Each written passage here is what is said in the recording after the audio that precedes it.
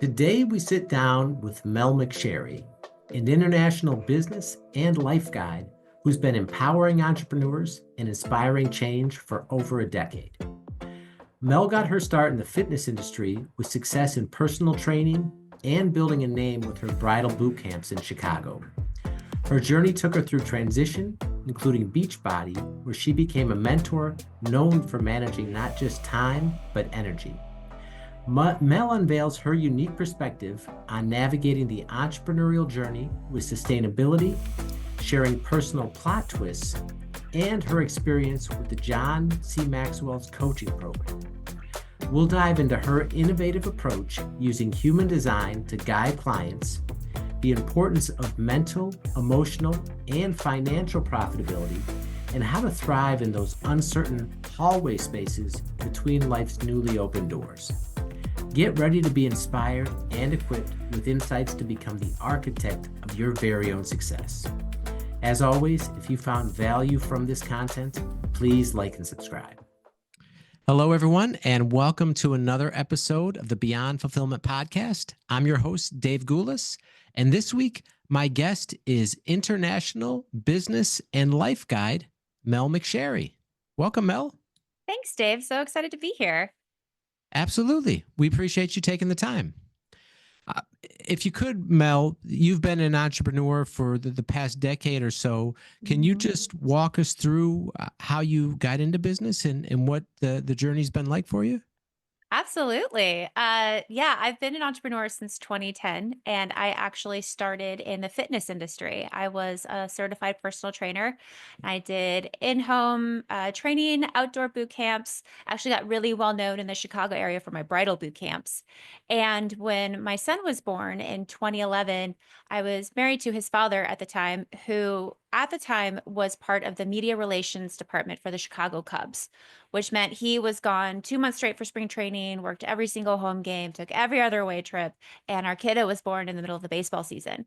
So trying to figure out how to go to my clients' homes, maintain kind of the schedule that I had with this newborn son was becoming pretty difficult. Sprinkle in some undiagnosed postpartum depression, and we had ourselves a party that first year.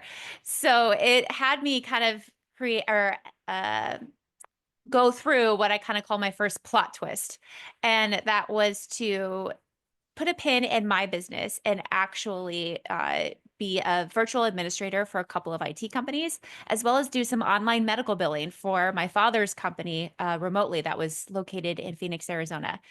And I always love to include these pieces into my story because I'm sure you've heard many stories where there's been many plot twists, and I don't want to glaze over the fact that sometimes us as entrepreneurs, we need to make decisions that aren't necessarily in an alignment with our long-term goal as in regards to what we want to build as entrepreneurs, but it does fulfill some sort of what I call profitability buckets. So when I talk about profitability, it's threefold: mentally, emotionally, and financially. And so in order for me to work on my mental and emotional buckets, I needed to fulfill the financial one. And those kind of side hustles of online medical billing and being a VA was able to give me that space to do so and really reconfigure what I wanted in regards to, how I wanted to provide for my family and how I wanted to create my business with this new information. So that actually turned into connecting with a network marketing company called Beachbody. I was an online health and fitness coach for them, with the focus of I just wanted to be an online health and fitness coach. I didn't want to do the hey girl messages. I didn't really want to build my team. I just wanted to be able to support people through their fitness journeys. And it turned out that I was pretty instantly successful in that realm, and I was consistently successful. And that caught the attention of my leader, as again, I was what I coined a married single mom with this now 2 to 3 year olds. And yet I was consistently hitting, my success club goals and bringing in consistent clients. And so she asked me to create a training of like, okay, what is the day in the life of Mel? How are you able to be consistent with all of this, stuff that's on your plate? And the funny thing is I didn't really think much about it. I didn't think I was doing anything revolutionary. But when I actually sat and thought about how I was scheduling my day, I realized that what was the difference between me and most was not only was I managing my time, I was also managing my energy. which meant when I would wake up in the morning, I would first check in on myself of like, okay, how am I feeling? How much energy do I have? Then I would look at, okay, how much time do I have to work on my business? Then I would look at my to-do list and I would match the to-dos that matched not only my energy, but also my time.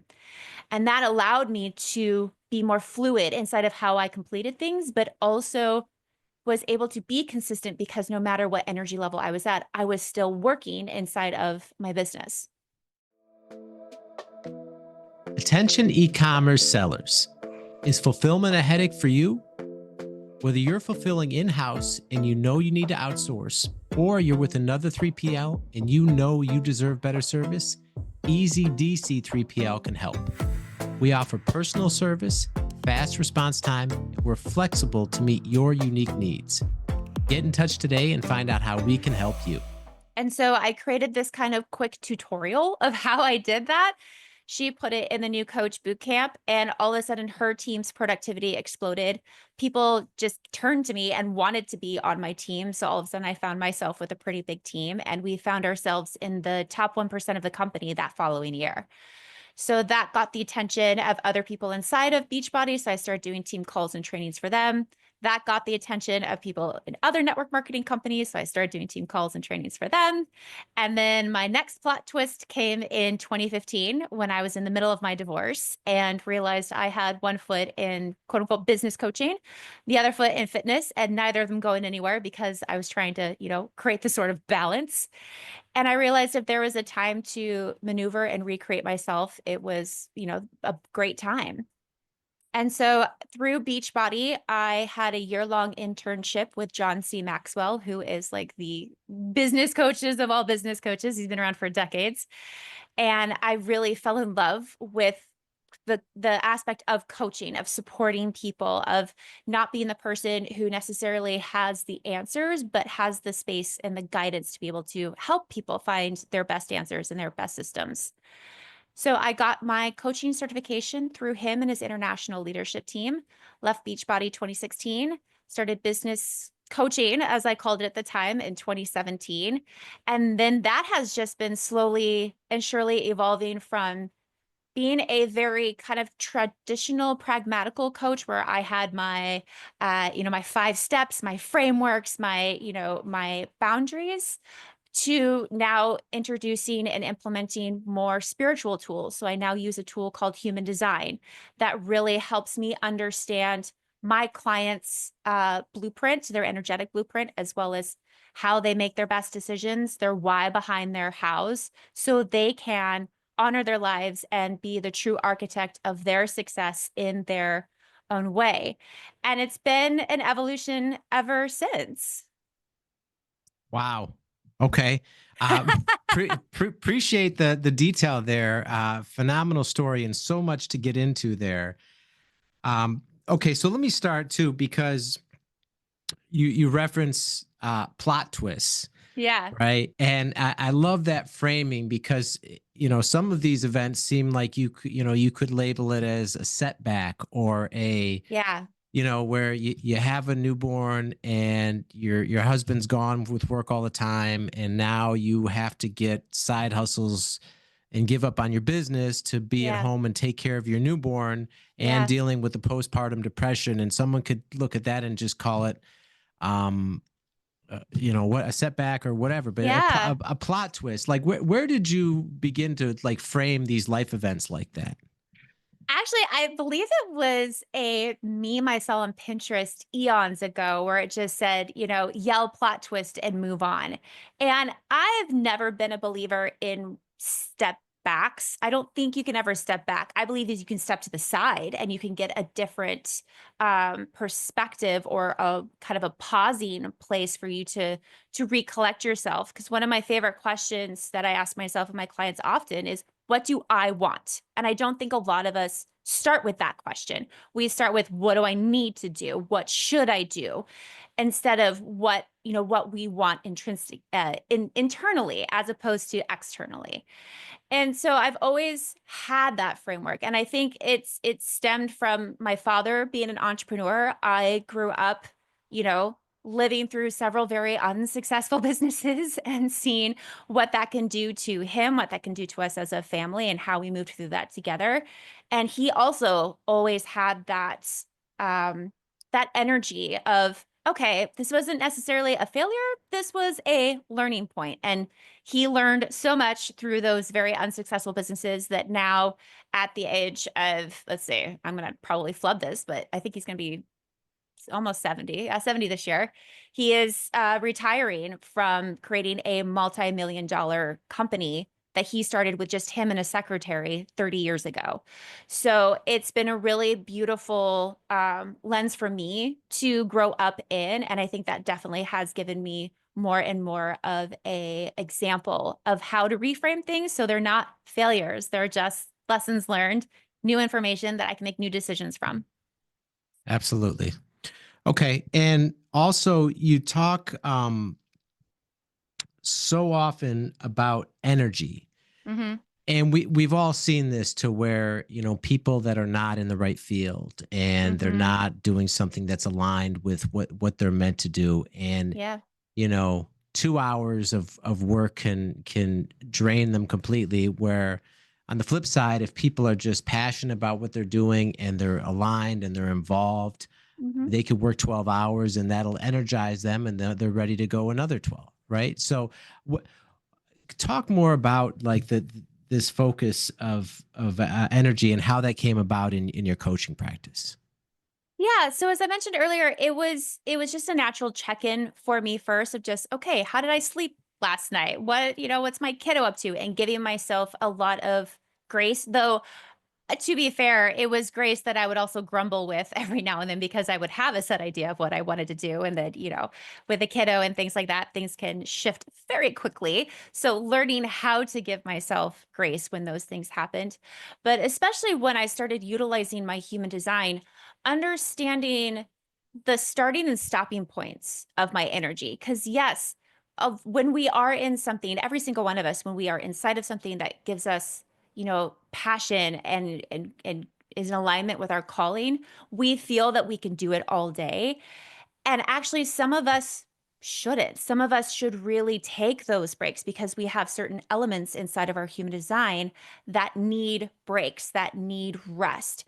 And so, by understanding how your energy really is when you're in that flow, helps you not only be profitable mentally, emotionally, financially every single day inside of your business, but also doesn't take anything away from your life. You can transfer that information or that energy and blend it in your life as well. So it's definitely become something that I feel is important because we do get too traditional with that, too structured with how to build a business. And we have made it very step by step.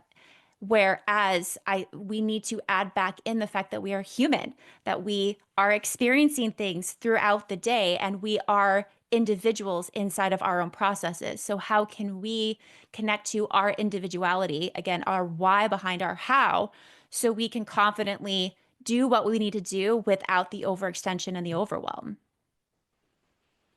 Okay. And so often too, you mentioned the traditional structure of business. Hmm. So often too, we see entrepreneurs where, we all know how challenging it can be and they just want to grind it out. Right. And Yeah. it's, and you mentioned the three buckets of profitability where it's not just financial, but also your mental profitability and your Hmm. emotional profitability. So Yeah. for someone maybe that's not familiar with that and they're very much in the just I'm gonna hustle and I'm gonna grind until I make this Yeah. work, can you Yeah. talk about how they can look at those other two buckets and potentially start to implement those? Yeah, those 2 buckets are non-negotiable if you wanna create a sustainable success. I think we get too caught up in just the word success, like, as soon as we hit success, we're gonna feel XYZ, or then I can do ABC, instead of understanding that this is a process, this is a journey, and in order for you to truly create and be the architect of that success, you need to find that sustainability day in, day out. Because as I'm sure you know, as an entrepreneur, not every day is sunshine and roses. And there are cycles and seasons of, very quiet, scary, unknown times. And we can't rely on traditional ROIs to motivate us to continue on. We need to find those mental and emotional profitability points to continue to help us look for those glimmers and therefore continue to use that energy towards that successful, that financial success. So I think it's one of those points where it is going to bite you in the butt if you don't take the time to take care of yourself as well as take care of your business. I know it bit me in the butt in 2023. I put my business on autopilot to recover from, from COVID. I'm in the city of Chicago, so we were in lockdown for a pretty long while. My kiddo, who is autistic, was doing virtual learning for a year and a half. So I had to be his general ed teacher, his special ed teacher, his occupational therapist, his speech therapist, plus be a business owner. And though I maintained it in that time period pretty well, we all survived. I had an after effect that I needed to go back to those mental and emotional buckets and, like I said, put my business on hold, on autopilot so I could take the time and energy to get back to me. So when you get to focused on the goals or too focused on the actions and don't check in on yourself, that's when burnout happens. That's when overextension, overwhelm, exhaustion happens. And it can feel like it comes out of nowhere, but I'm pretty sure if you looked back at that timeline, you would see that all those spaces that you said yes to out of scarcity or just out of that momentum of saying yes, you should have said no and waited for a better one, for a better yes. Ah, okay. A better yes. So in terms of too, when like not chasing every opportunity, really Hmm. taking time to evaluate and check in with yourself rather than Yeah. just maybe a pure ROI in terms Yeah. of, is that fair to say? Yeah, because you're more than just an ROI. This is something you started your business because you were passionate about something, because you want to create some sort of change. And changes don't happen overnight for yourself or for, the community or for the collective. It takes time. And in order for us to be inside of that change, we need to create that sustainability. John Maxwell actually has a quote that I absolutely love, and he says, sometimes you have to say no to the good so you can say yes to the best. And it is that quantifier of or qualifier of, okay, I'm being asked to do this. Let me take a pause, a step to the side, right? And go, okay, this is what's on my plate.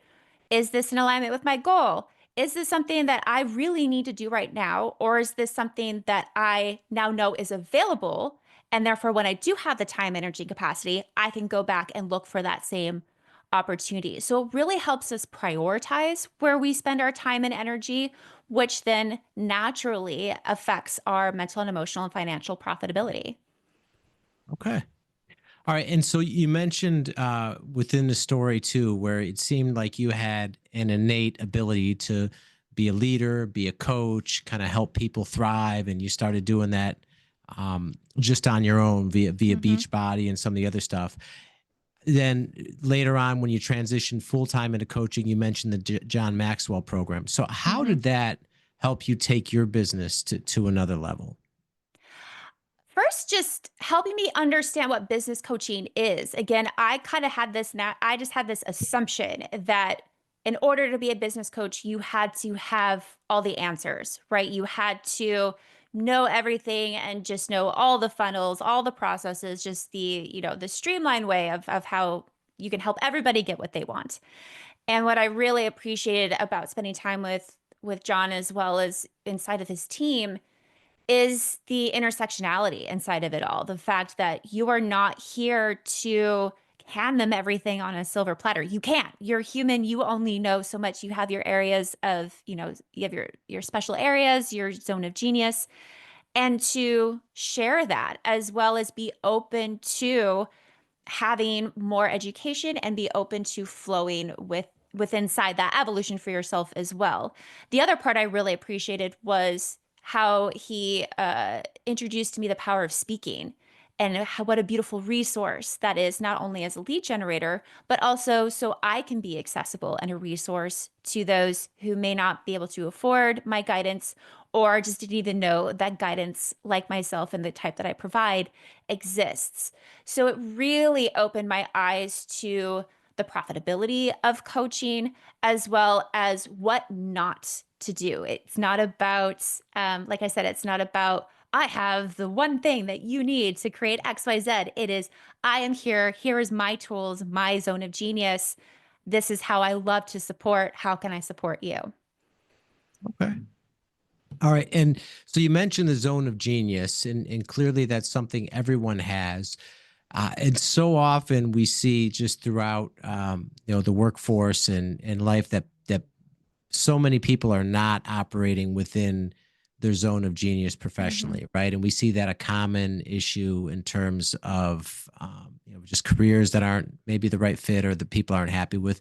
So what are some things that you'd recommend people where if they know they're in a career or in a situation that they're not happy with and they really have genius somewhere else, but they don't know how to transition? What are some ways that you would recommend they start to look at that? Oh, that's a great question. I would again go back to that question that I love to ask, which is what do you want? What do I want? How do I want my day to look? How do I want to feel? What is it in my day to day right now that I look forward to? Are there elements inside of the spaces that you are in that you just really, really love? And which are the spaces that you don't want? I think understanding what you don't want is just as important because then you can start to filter out those I don't want to say negative spaces, but definitely those not so much spaces, and kind of gives you those red flags faster when you are looking to transition, because it is easy to stay in a routine. It is easy to stay with something because it's familiar, and moving out of that can be really scary and jarring because there's a lot of unknowns. But when it is something that is truly connected to who you are and what you want, finding those resources that you already have, whether that is conversations through, mentors, networking, or even just spending more time in those spaces that really energize you and light you up, you will find those things to respond to. You will find that information for those next steps. So I think it's trusting what you already know to be true, utilizing the resources that you already have, and be open to how that could look. Don't get too caught up in the I already have 15 steps done. Great. Things might pivot at step 2. So understanding where that again that core belief and that core direction comes from will help you navigate those plot twists as well as really just grinding into your passions, who you are, what you want to create, and how you want to feel every single day as you create it. Okay. And it sounds like using like the feeling almost as guidance and feedback in terms of like I'm on the right path here and being open to Absolutely. where it takes you. Absolutely. Yeah. Your system is naturally attuned to your design. So I've mentioned human design a couple of times, and human design is a tool that is a combination of Kabbalah, I Ching, astrology, chakras, and quantum physics. And it's your energetic blueprint. And the beautiful thing is that we naturally work inside of it every single day. It's what we were born with. It's what we will die with. It never changes. It never shifts. What tends to happen though is we go too far because we've been conditioned by, again, what we think we need to do or what we should do. And when you do come back to, no, this just feels right, that is your natural true north. That is your guiding light. And I believe by taking time to understand your human design a little bit deeper, you get that validation and confirmation as well as that vernacular so you can advocate for how you want to create what you want, as well as help you understand what rooms are the best rooms to be in, again, what you want, and also what rooms not to be in, what you don't want sooner. So that path just becomes a little bit more fluid and that awareness becomes just more upfront and on point. Okay. All right. And so Mel, with your coaching business, who are the clients that that are your ideal clients that you help in terms of the different entrepreneurs? Yeah, I always like to say I like to help inspired yet overwhelmed entrepreneurs who are typically in a transitional spot, or as I like to call in a hallway. We always talk about the doors of opportunity, but rarely do we talk about the hallways in between. And I love to guide people through those hallways. So and that can be in any ideation throughout your journey as an entrepreneur. That could be shifting from corporate to entrepreneurship. It could be shifting from, one career to another.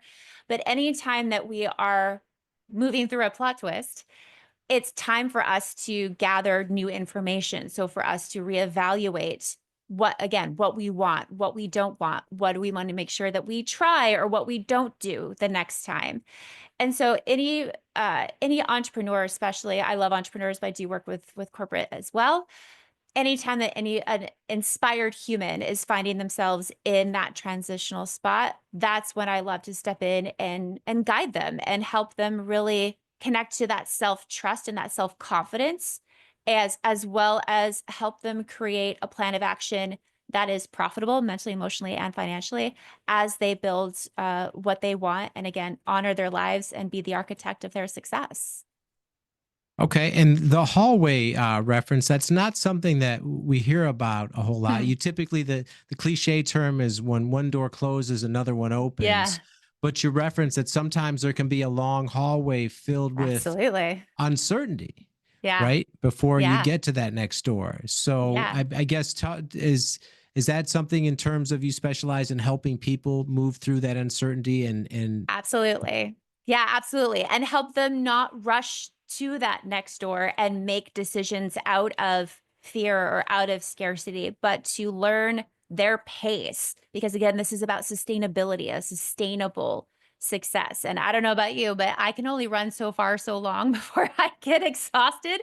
And we want that stability in our lives. And so by taking our time throughout these hallways, it gives us it builds that confidence and that trust, again, not only in ourselves but in our process. So when that next hallway comes, because there will always be another hallway, we never do the same thing every day. The environment, as we are seeing around us, shifts all the time. We then have the operations manual and the capability to move with it and continue to be sustainably successful as we continue to evolve and move. well said. All right. And Mel, if people want to get in touch with you and learn more about your coaching and different ways that they can work with you, what's the best way people can reach out to you? Yeah, so I absolutely love to get to know people. So I do offer complimentary 30-minute virtual coffees, safe space, no sales, no pressure. If you would like to spend a little bit of time with me, you can book that at virtualcoffeewithmel.com, or feel free to connect with me on LinkedIn, Mel McSherry, on Instagram at Mel_McSherry, or check out my services at melmcsherry.com. All right. And we'll link all that in the show notes for everyone. All right. Well, Mel, thank you so much for taking the time to be here, sharing these valuable lessons from your journey and all the incredible things that you're doing to help others. We greatly appreciate it. Thank you so much, David. It was an honor to be here. All right. And that's all the time we have for now. We will see you next time.